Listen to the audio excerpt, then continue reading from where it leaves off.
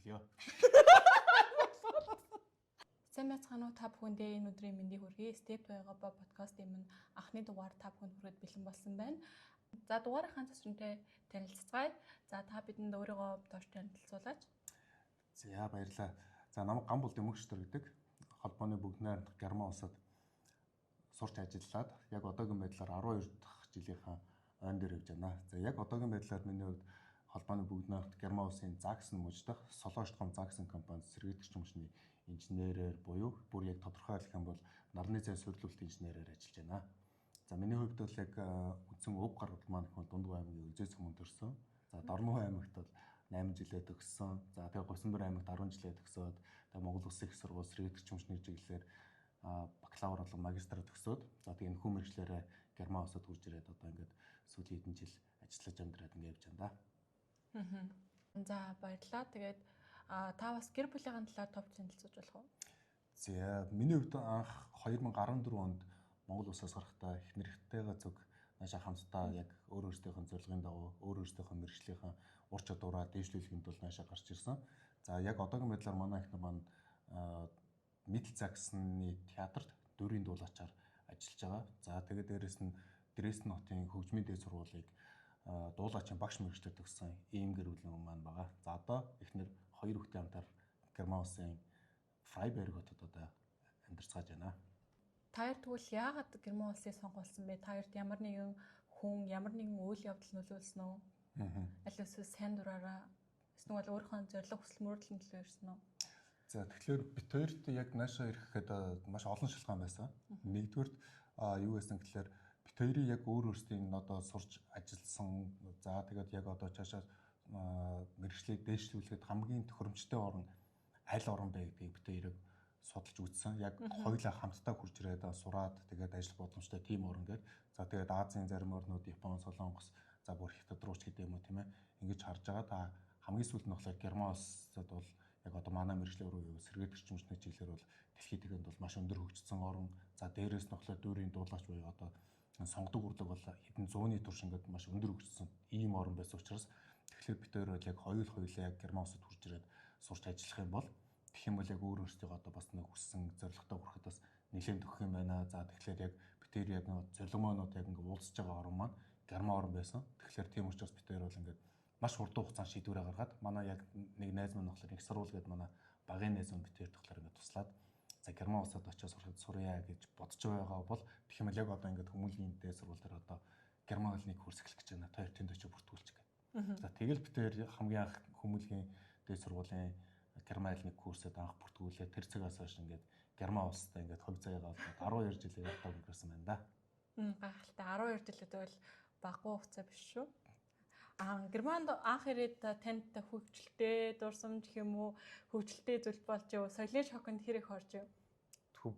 Тийм зүйл маш их байсан шүү дээ. Анх ирэхэд бол зүгээр яг 4 сарын 30-нд би анх буугаад Монголоос ч яг жинхэнэ хаврын хавсартай өдөр наашаа гараад бороотой хавсартай тийм өдөр гараад Германд буусан чинь ном ногоон тэгээд ингээд агаар нүртэл ингээд шал өөр тийм агаартай нэгдүгээрт за тэгэл дээрээс нь ингээд Берлиний Hauptbahnhof дээр очиод ингээд тэнд бол анх харчаад яг үннийг хэлэхэд ингээд одоо энэ дотор яаж хүмүүс ингээд Турк явж чадчихна гэдэг тэрийг хараад ингээд анх гайхчихсан. Тэгэл яг богондоо суугаад бид хоёрыг найсаж жуучилсан тэр айлдаа хурж ирээд за тэгээд яг анхныхаа захиасан байрандаа ороод ингээд за тэгээд анхны амьдрал маань тэгж эхэлж байлаа. Миний хувьд бол өөрөө эхлээд ганцаархан яриад манай эхнэрийн маань виз авахлаа 1 сарын хойноос учраас 1 сарын дараа миний хойноос ирсэн. За тэгээд хөгжилтэй зүйлсүүд бол зөндөө болсон. Тэ нэгдүгээр одоо Монголдо авахлаар дөнгөж одоо А1 А2-оор төгссөн. За тэгээд ажлынхаа жугаараас Германлаа сурчээс учраас бас тийм чагтартай өндөр хэлний мэдлэг байхгүй. За тэгээд дээрээс нь одоо урд өмнө харж байгаагүй зүйлсүүд ингээд энэ дотор маш их зүгээр гудамж нь гараад хахад алимнууд байждаг. Тэрийг аваад идэв маш эсэглэн тийм ээ.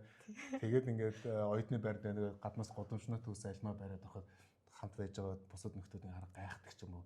За тэгээд дээрээс нь хамгийн инээдтэй зүйл маань уусан одоо сав ундаа одоо нэг самнууд байгаа шүү дээ тийм ээ. Тэрийг буцаад тушаад гэдгийг тэрийг бол ингээд харчаад энэ хүмүүс одоо ингээд одоо яаж өгöd юм бол тэгээд би саваа хүртэл тушааж чаддаг тийм амар ичвхээс анх ирэхэд. Тэгээд манай ихнэр ирчингүүтээ манай ихнэр харж байгаад Хөө хин чин энэ саваад очиад энэ хүмүүс чинь нэг цаасаад энэгээр ингээд буцаад кастн дээр гээд ингээд мөнгө олгож аваад ингээд юм яагаад штэ. Тэгээ би болохоор би бол наадах хийж чадахгүй.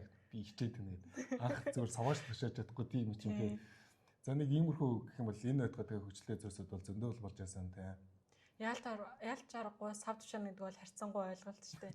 Монголд бол сав тушаан гэдэг бол маш өөр асуудал. Тэгээ энд бол сав тушаан пантинг систем гэдэг бол маш чухал, маш байгаль орчноо ботсон үйлдэл байдаг. За Герман улсад ирээд таны боловсрол та яг яаж хэрхэн ямар сургууль сурч байв? За миний хувьд хамгийн анх Монголоос ирэхдээ болохоор их сургуулийнхаа урилга янз бүрийн гэрээс огт аваагүй.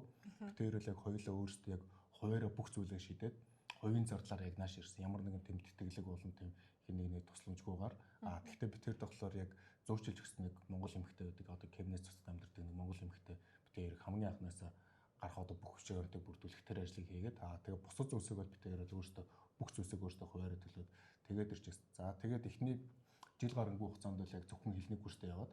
За тэгээд энэ хугацаанд бол тэгээд хэлний курст явж байгаа хугацаанд бол ажил хийх байхгүй. Тэгэхээр яг одоо Монголоос одоо өөрсдийнхөө дансандаа хийж ирсэн тэр мөнгөөрөө битээр бол ингээд хэлний курсээ төгсөх хүртлээ тэгж амьдраад.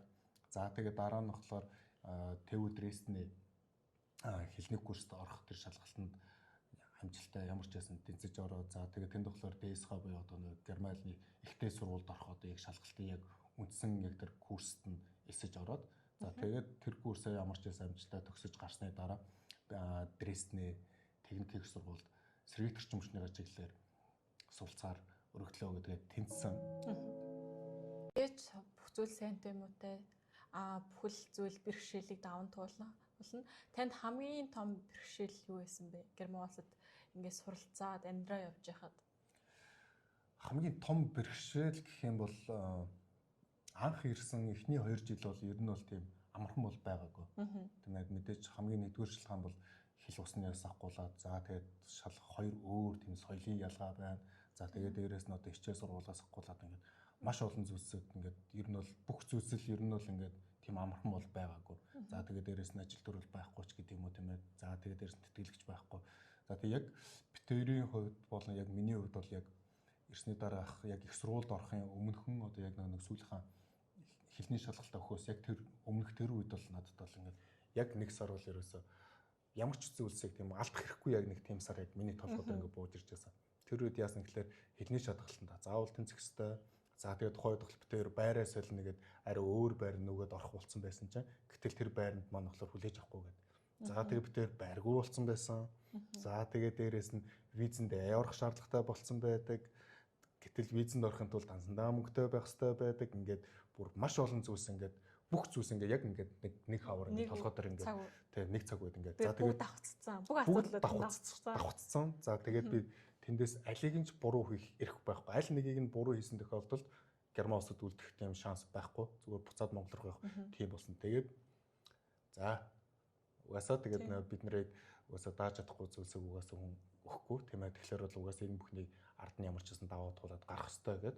Тэгээд шүдээ зугал ямарсан зүтгэсэн. За тэгээд тухайд битээр байргүй болцсон. Тэгээд Дрездний техникийн сургуульд доктороор ажиллаж байсан манай Инхтер гэдэг манай найз.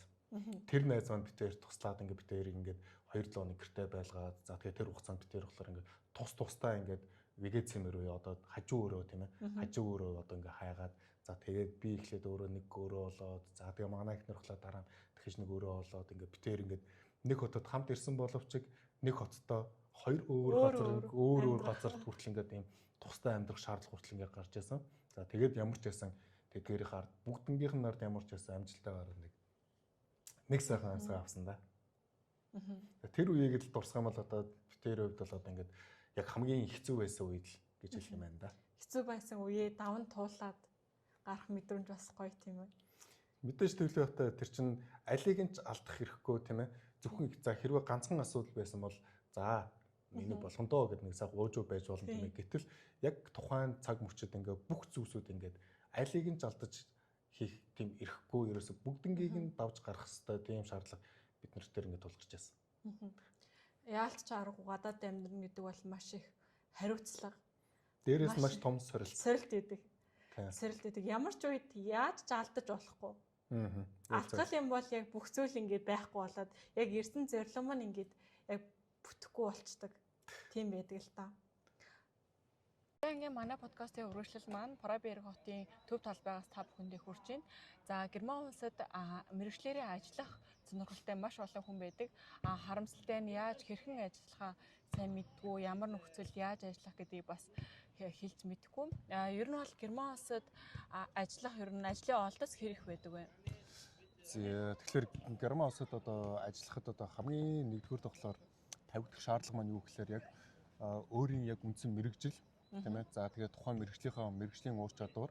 За тэгээд дээрээс нь болохоор хамгийн гол нь болохоор аль мужид одоо тухайн яг одоо ажлын байр тэр олдцтой байна гэдгээс шалтгаалаад мужид болохоор яг тухайн мэргэжил болгон бүгдээрээ өөр. За тэгээд дээрээс нь цалингийн хэмжээч гэсэн бас ингээд бүгдээрээ хооронд ингээд ялгаатай байдаг.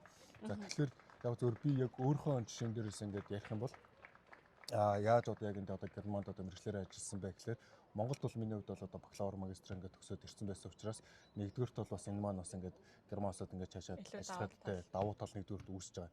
За хоёрдугаар болохоор миний хувьд болохоор Монгол дипломоо Герман улсад одоо хүлээн зөвшөөрүүлсэн. Тэгээ нэгэснээр дүүцүүлээд Монгол дипломоор болохоор Герман улсад одоо ажиллаж болно гэдэг тэр зөвшөөрлийг би нэлээ удаа хугацаанд ингээ хөөцөлдөж ингэж явж байж ингээ тэрний эцэст бол ямар ч гэсэн Герман улсын биш Монгол дипломоор Герман улсад тийм ажиллах хэрэгтэй тийм болгож чадсан байна. За тэгэд за ингээд яг хоо мэдээж ингээд дипломоо ингээд энд одоо хүлээн зөвшөөрүүлсэн байлаа гэж шууд ажил олдчихгүй. Энэ бол угаасаа маш өндөр шалгууртай тэгээд маш олон чичний шат амжилтлага дамжиж тэгжээж Германд ажил олдог. За жишээлх юм бол миний хувьд гэхэд одоо ажил орохын тулд одоо маш олон газарлаад өсөлттэй шийгээд ингээд ер нь бараг 100-аад компани руу ер нь бол ингээд ажилд орох хүсэлт ингээд явуулсан баг. За тэгээд тэндээс ингээд хариу ирж байгаа нь бол маш цөөхөн. За нэг ойролцоогоор 20-30 ч хариу ирдэг ч юм уу тийм ээ. За тэгээд тэдгээрээс тэгээд дахиад бас тодорхой бараг 70-80% татгалздаг ч юм уу тийм ээ. Ер нь бол ингээд маш өндөр шалгуур тавьдаг. Тэгээд зарим нь бол одоо яг шууд нэг ийм шалгаанаар, тийм шалгаанаар шалтгаан нь бол хийдэг. Зарим нь шууд тодорхойгүй шууд татгалздаг тийм ээ. За айл эсвэл бүр зарим нь л ерөөс огт хариухгүй ч юм уу тийм ээ. Иймэрхүү байдаг. Ер нь татгалзсан шалтгаанууд нь ямар шалтгаанууд байх вэ? Шалтгаан гэх юм бол зөвшөөрч чадахгүй. Хамгийн нэгдүгээр миний хувьд болохоор шалтгаан юу байсан гэхээр жолооны үнэлэхний асуудал байсан. Тэгээ яг тэгэхээр миний ажиллаж байхлаар нэг суйрлуулт хийгээд энд ингээд бас явдаг учраас тэгэхээр нэг жолооны үнэлэх байхгүйс учраас эхлээд бол эхний нэг жил бол ингээд ажил олоход бол ерөөсөө л яг шалтгаан жолооны үнэлэх байхгүй бол одоо боломжгүй. Тэгээ маш хурдан хугацаанд жолооны үнэлгээ хийгээд жолооны үнэлэхтэй болоод за тэрний дараанаас бол харин эсрэгээр бас арай гайг нааштай болж ирж байгаа. За окей. За чиний хувьд бол ингээд бас байж болох юм байна. За ажлын ярьцлаганд үрдэх ч юм уу тийм ээ. За эхлээд бол одоо яг уцаар одоо ярьцлага хийгээд богино одоо товчныг 5-аас 10 минутын товч ярьцлага хийгээд за тэгээд дараа нь болохоор үргэлжлүүлэх компанидэр дуудаад уулздаг ч юм уу тий. За тэгээд тэрний дараа болохоор яа гэхээр практикум хийж үзсэн. Практикум. Тэгээ шууд одоо нэг ажлын ярьцлаганд оронгуудаа шууд ажилд орчихгүй. Ер нь бол нөгөө нэг Монголд бас тэгдэг штэ нэг сарын хугацаанд туршилтаар яваад тэгээд жинхлэгдэн гэдэг байдаг. Тэр шиг бол үйл явц болох юм биш үү тий. Тий, ер нь бол тэгсэнтэй. За тэгэхээр за уцаар ярьцлагандаа орлоо. За тэгээд дараа нь компани дээр өөрийн биеэр очиж уулзлаа. За тэгээд дараа нь болохоор яг одоо өөрөө одоо яг юм хийж чадж гэнэ үгүй юу гэдэг болохоор 2-3 удаа туршилт хийгээд за тэрний дараа за окей болж гэнэ гэх юм бол үндсэн ажилтнаар биш 6 сарын сараар тий ямар ч байсан яг нэг туршилтын хугацаа гэсэн үг байна. 6 сар сайн ажиллах юм бол үргэлжлүүлээд ажиллах болно. Яг зөв тий. Тогтмол ажиллана. Тэр нь болохоор яг одоо first ангичтай уу одоо нэг яг нэг үндсэн ажилтнгийн гэрээгээ хийгээд тэгээд яг нэг үндсэн ажил орох процесс бол нэг тиймэрхүү байдлаар үргэлжилж явж байгаа. За тэгэхээр одоо яг шинэ сургуулаа төгссөн оюутан залуучууд гэх юм уу тийм ээ. За Монголоос ирж байгаа одоо залуучууд гэх юм уу тэдгээр залуучууд юуг анхаарах вэ гэхээр яг нэг цөөхөн идэхэн газар руу анкета явуулчаар тийм ээ. Тэгээд тэндээсээ татгалзангууд өө за энэ угаасаа бүтэхгүй мэн гэдэг. Тэгээ хайх юм бол угаасаа тэгэх юм бол угаасаа ажил угаасаа олж чадахгүй те. Энд одоо зөвхөн гадаадууд гэлтгүүд яг германчууд өөрсдөө ч бас ажил болоход угаасаа маш удаан хугацааны процесс явагддаг тийм удаан хугацаанд ингээд үргэлжилдэг. Ер нь бол нэг дор ээж бол одоо нэг компанид ороход бас нэлээд хэдэн сарын турш ингээд бас одоо ажлын ярьцлаганд ороод бүртгүүлээд ингээд дуудагдаад очоод уулзаад ингээд нэг тэгэхээр нь бол нэг дор ээж нэг 5-6 сар аштай энэ төр үргэлжлэх бол байдаг. Тэгэхээр бол ер нь бол ингээд тэр болгон дээр ингээд маш хүлээцтэй төвчээртэйгээр тэгээ шантрахгүйгээр ингээд цааш нь үргэлжлүүлээд тэгээ явах нь айгүй чухал та. Болон тууштай байдал юм байна тийм. За тэгээд дээрэс нь хамгийн гол зүйл маань юу гэхээр мэргэжлийн ур чадвар байх хэрэгтэй. Ерөөсөө хамгийн гол зүйл бол тэр ур чадвар сайтай. Дуршлага бас туршлага байх хэрэгтэй, ур чадвар байх хэрэгтэй. Тэрнээс шүү диплом дээр байгаа дүн бол энд бол нэг тийм чухал биш те. Хэдэн удаа 4-0 авсан те. Одоо монголоор бол одоо D гэсэн үг шүү дээ те. Олон D-тэй байлаа гэдэг. Тэгээ тэн дээрээ ингээд за би л угаас ийм дүн муутай чинь энд бол ажилд орч чадахгүй даа гэх биш. Харин эсрэгээрээ яг одоо өөрийнхөө эзэмшин мэрэгчлээ тэрэндээ маш сайн те. Яг одоо өөрийн хувийн ур чадвар сайтай. За тэгээ дээрээс нь бас яг нэг их сургуульд олгогдохгүй нэг зүйл байна л да. Тэр нь юу гэхээр багаар ажиллах чадвар. Тэгээ багаар ажиллах чадвар тэгээ хамт олон дотор ороод ингээд өөрөө ингээд тэр хамт олонны нэг хэсэг болоод ажиллах чадвар нь ямар байх нь тийм ээ. Тэгээ хувийн өөрийн хувийн зан характер ямар байх нь те. Ер нь бол маш олон талаас нь ингээд хүнийг ингэж харж шалгаж ээж тэгжээж харин ажилдаа авдаг.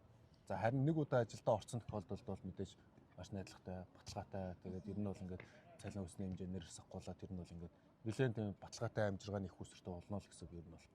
Ойролцоогоор ер нь цалин сар дунджаар хэд байх вэ? Мэргэжил бол угаасаа өөр. Ер нь бол Германы жишг нь. За Германы жишг гэх юм бол хамгийн өндөр цалинтай мэргэжлүүд гэх юм бол одоо хуульч, шүүгч, за тэгээ эмчнэр эдгээр мэргэжлэнгүүд бол ер нь бол хамгийн өндөр. За тэгээд тэрний ардаас бол үргэлжлүүлээд тэр инженерүүд, за тэгээ удирдах халдвар шалгалтын тим хүмүүс бол ер нь бол дараа нь орно. За тэгээд хамгийн гол нь болохоор юу гэхээр муж болгоны цалингийн хэмжээ өөр. Германч холбооны улс шүү дээ тийм ээ. Тэгэхээр яг тухайн муж болгоо өөр өөрсдийн гэсэн хуультай. За тэгээд тэрнээсээ хамаарат тэгээд яг цалингийн хэмжээ яг адилхан мэргэжлийн одоо эмчийн цалин одоо загс нүүжид одоо ойрцоо 5,000 байлаа гэхэд тэгвэл баяр нүүжид болохоор 6-7 мянга байдаг ч юм уу тийм ээ. Гэтэл яг үн цалингаа дагаад тухайн орчны тэр амжиргааны зардал бас өндөр байдаг тийм ээ. Одоо байрны зардал гэдэг одоо манай хотод одоо 2 евро байрны 500-аас 600 евроны хооронд байхад Мюнхен гэхэд одоо баг 1000 гаруй евро үнэтэй ч юм уу. За бүр зарим тохиолдолд бүр 2000 евро ч гэдэг юм.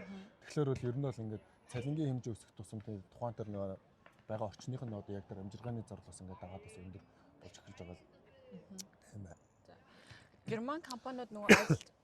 Герман компаниуд ажилчдаа хэр их дэмжиж, хэр их хөгжүүлдэг вэ? Тэр тал дээр бол маш сайн. Маш сайн тийм. Ер нь бол яг германчуудын гол баримтдаг зарчим маань болохоор юу гэхээр сайн стандарт. Ерөөсөө эдгээр хүмүүсийн хамгийн эцсийн одоо яг германчуудыг дэлхийд дахинд одоо яг нэг ондоошуулж одоо яг герман технологи одоо герман юм гэдгийг ч одоо ингээд дэлхийд дахинд одоо ингээд маш сайн стандарт гэдгийг барьж чадж байгаа тийм ээ. Гэтэл яг эдгээр стандартыг бол ерөөсөө энэ хүмүүс бол ерөөсөө зөвхөн нэг өдрийн дотор нэг жилийн дотор гаргаад ирсэн стандарт бол биш.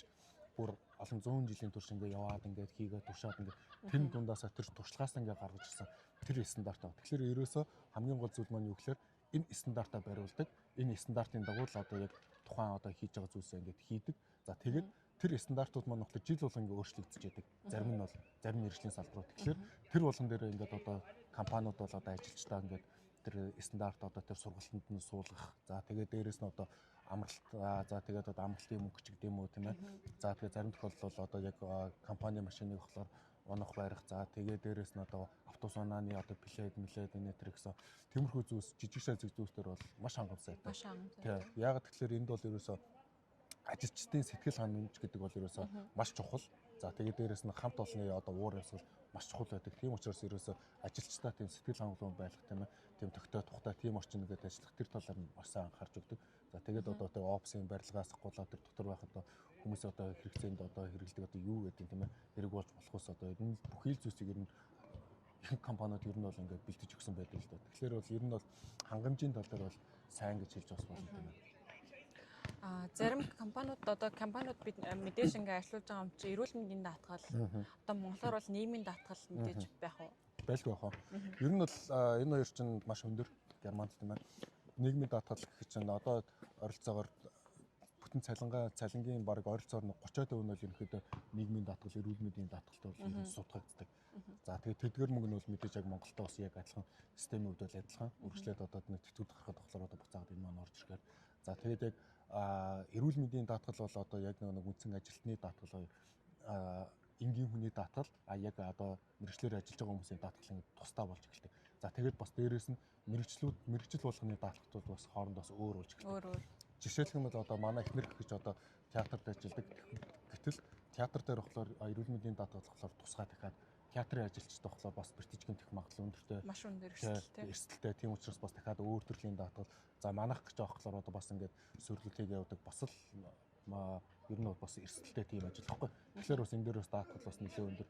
За ер нь бол ингээд миний эрүүл мэндийн даатгал гэх юм бол ойролцоогоор нэг 400 евроны даатгал байдаг. Тэрнийх нь маш өндөртэй. Тэрний талын өөрөө төлөөд талын өөрөө төлөөд талын нөхөр компаниас бол ингээд төлж өгдөг. Тийм байдаг. Гэхдээ энэ эрүүл мэндийн даатгалын систем нь болохоор яаж ажилладаг вэ гэхээр одоо хэрэг би ямар нэгэн байдлаар өвчтөй байгаад тэгэх юм бол тэр өвчтөй байх үеийн тэр цалин бол ерөөсөө яг миний хувьд бол ингээд бүтэн цагаар ингээд будагдаад орж ирж байдаг юм. Тэгэхээр бол ер нь бол ингээд хэдэг өндөр даатгалын хэмжээ өндөр хэмжээг сонсгож байгаа боловч буцаад бол яг тэр үйлчлэгийг арга эрсдлийг бол 100 батаад чаддаг. Ер нь бол тэ маш сайн даатгалын системтэй ямар нэгэн байдлаар бол имлэгтээр очихдоо бол ингээд бүх зүйлсийг бол ингээд 100% ингээд даадаг. Тэр нь бол маш тийм давуу талтай. Одоо бас гадаадд ажиллаж амьдрахаар эргээд Монгол улстай эргэж очихоор Монгол улсад бас нийгмийн даатгал төлсөн байх хэрэгтэй, эрүүл мэндийн даатгал төлсөн байх хэрэгтэй. Та давхар төлөв явдаг уу? Миний хувьд бол одоо бол эрүүл мэндийн даатгалыг Монгол төлөхгүй байгаа. Гэхдээ нийгмийн даатгалыг бол яг өөрөө хуваарь давхар төлөж байгаа. Тэр үед яг тэгэхээр энд ажилласан жил маань болохоор Монголд бол тооцогдох учраас. Тийм тооцогдох. Тэгээд дээрэс нь одоо тэтгэврт гарлаа гэхэд одоо тэтгэврийн насанд очих юм бол одоо би Герман улсаас дахиад тэтгэвэр авах боломжтой гэсэн. Боломжтой. Бас 2 улсаас авах боломжтой. Тэгээ яг тэгэхээр Герман улсад 5-аас дээш жилээр одоо яг нэг нийгмийн даатгал төлөөд явсан бол тэгэх юм бол тэтгэврийн насанд очиход бол ингээд буцаад Герман улсаас тэтгэвэр авах боломжтой гэсэн. Тийм систем байна. Одоо 5-аас дээш жил гэж тийм Монголд ч заавал 20 жил ажилласан. Эснийг бол нийгмийн даатгал тацалтгүй төлсөн байх гэсэн шаардлагатай байдаг. Энд бол зөвхөн 5 жил юм байна тий. Ер нь бол яг 5 жил биш. Ер нь бол 5 жилээс дээш хугацаагаар ажиллаж эхэлсэн тохиолдолд нийгмийн даатгал буюу одоо тэтгэврт тогтоолох одоо тэр шаардлагатай одоо орж эхэлж байна гэсэн. Тэрнээс биш заавал яг тэд гэсэн юм байхгүй. Мэдээж яг тэтгэврийн нас гэж байгаа. Тэр насандаа хүртэл одоо ажиллахад хичнээн жил яг ажиллаад хичнээн жил хэдийн хэмжээний одоо нийгмийн даатгал одоо улсад төлсөн байна. Тэрнээс нь хамаарат угаасаа тэтгэвэр нь олгогддог. Хэмжээнд хэр өндөр байх уу гэдэг тэр хэмжээнд тогтоож гарч ирдэг.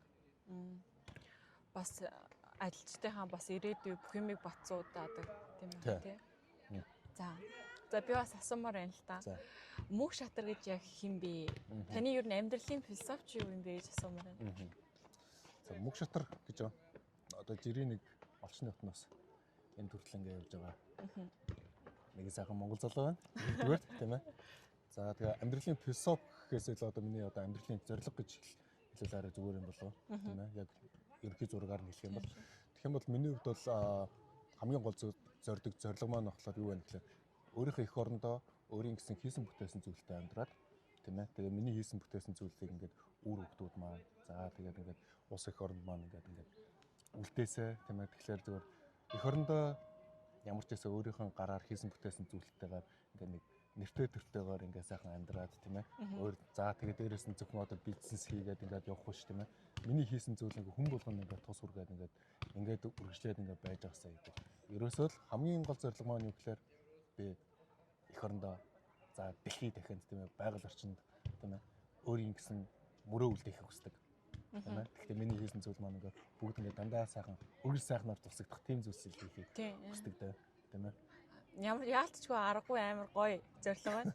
За баярлалаа. Монгол улсаас Герман улсад ажиллаж амьдрахыг зорж байгаа залуучуудаа хандаж та яг ямар зөвлөгөө өгмөр вэ? За миний хувьд бол зөвхөн одоо Монголоос наашаа Германд гэлтэхгүйгээр ер нь яг нийт залуучуудаа хандаж бас яг нэг өөрийнхөө зүгээс тийм ээ хэлэх бас нэг газ нэг юм байна л да. Зөвхөн одоо нэг гадагшаа сурж байгаа гэлтэхгүйгээр залуучуудыг нэгдүгээрт боловсралтай тийм ээ ямар нэгэн байдлаар боловсралтай болох хэрэгтэй. За тэгээ боловсрал тэр бол мэрэгжил гэсэн үг тийм үү. За тэгвэл мэрэгжилтэй болсон юм бол тэгэх юм бол дараа нь мэрэгжилтэй мэрэгших ёстой. Тийм ээ мэрэгших ёстой. Мэрэгшнэ гэхээр яг үгээр ажлын байран дээр гараад тухайн мэрэгчлэрээ ажлын туршлагаа хөрөнгөлүүлээд өөрийнхөө хувийн ур чадвар өсгөх. За тэгвэл дараа нь тэгвэл явах хэрэгтэй. Мэрэгсэн мэрэгжилтэн тэгвэл харин жинкнээсээ хамгийн сайн зүйлсийг хийж чадна тийм үү. Тэрнээс биш одоо хин нэгний амнаас сонсон зүйлсээ энэ салбар сайн гэж штэ энэ салбар чи ирээдүйтэй гэж штэ гэж нэг тал тийш үсэж яддаг штэ юм. Яг өөрийнхөө сонгосон яг тэр мэрэгжилтэй үнчээр тууштай яваад тэр мэрэгчлээ эзэмшээд мэрэгшээд ингээ гараад ирсэн тохиолдолд бол ингээд хийж чаддаг хүн бол ингээд цааш ингээд аяанда ингээд ажил нь бол ингээд сайхан болоод бүтээд ингээд явчихна. Кэр нь угаасаа Өөрийнхөө хийж чаддаг зүйлсээ хийж байгаа хүн л амжилтанд хүрнэ. Тэрнээсээ зүгээр хин нэгний амнаас сонсон үгээрээ тийм ээ. Энийг ингээд болох юм биш та. Энэ нэстэ айгүй сайн гэж штэ гэдэг.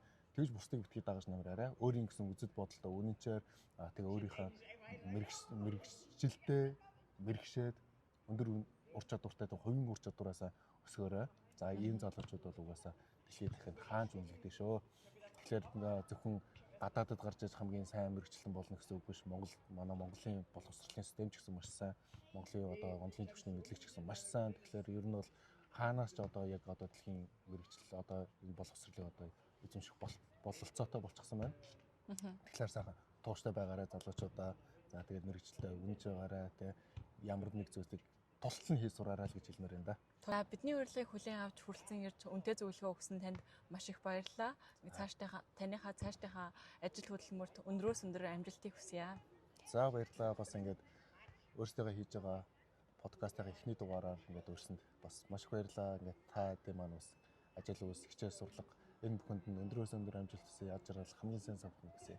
За баярлалаа.